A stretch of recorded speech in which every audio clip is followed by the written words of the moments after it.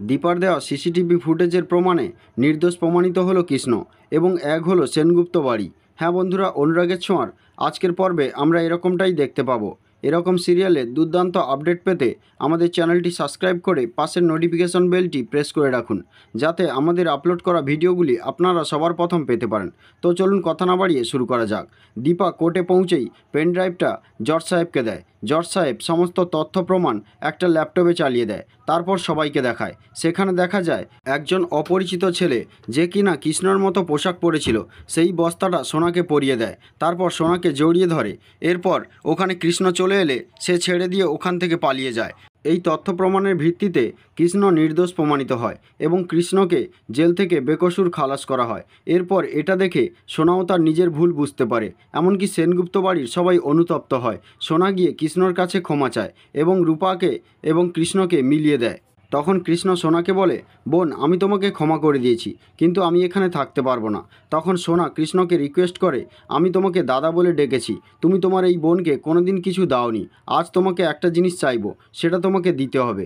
তারপর সোনা বলে, তোমাকে এখানেই থাকতে হবে আমাদের সঙ্গে। কৃষ্ণ রাজি হয়ে যায়। তারপর কৃষ্ণ সোনাকে কথা দেয়, বোন, তোমার সঙ্গে যে এই অন্যায়টা করেছে আমি তাকে উপযুক্ত শাস্তি দেবো।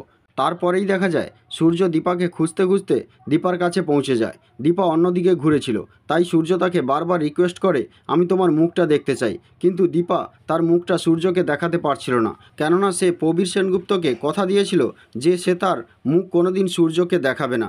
এরপর জয় সূর্যকে ওখান থেকে নিয়ে চলে যায়। তারপর প্রবীর সেনগুপ্ত এলে দীপা তাকে বলে, বাবা, আমি তোমাকে দেওয়া কথা রেখেছি, আমি ডাক্তারবাবুকে আমার মুখ দেখাইনি। তখন প্রবীর সেনগুপ্ত বলে, মা, তুই আমার উপর খুব অভিমান করে আছিস, তাই না? তখন দীপা বলে, হ্যাঁ বাবা, অভিমান কেন করব না? আপনি সবসময় শুধু আপনার ছেলের কথা ভেবেছেন, আমার কথা কোনোদিনই ভাবেননি। আপনি যেমন আপনার ছেলেকে নিয়ে চিন্তিত ছিলেন, আমিও তেমন আমার স্বামী এবং দুই মেয়ে, আমাদের পরিবার সবাইকে নিয়ে চিন্তিত ছিলাম।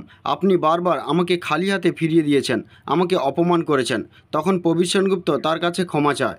এরপর সোনা, কৃষ্ণ, রূপা এবং বাড়ির সবাইকে নিয়ে বাড়িতে ফেরে। তখন দীপা সিদ্ধান্ত নেয়, আমাকে এই বেশে বাড়ি পৌঁছানো যাবে না, তাই আমাকে আবার দীপালির বেশ নিয়ে বাড়িতে যেতে হবে। তাই দীপা দীপালির বেশ নিয়ে আবার বাড়িতে ঢোকে। তো বন্ধুরা, আজকের পর্ব এই পর্যন্ত। আবার দেখা হবে পরবর্তী পর্বে। ততক্ষণে সুস্থ থাকুন, ভালো থাকুন এবং ভালো লাগলে একটি লাইক দিন। Thank you.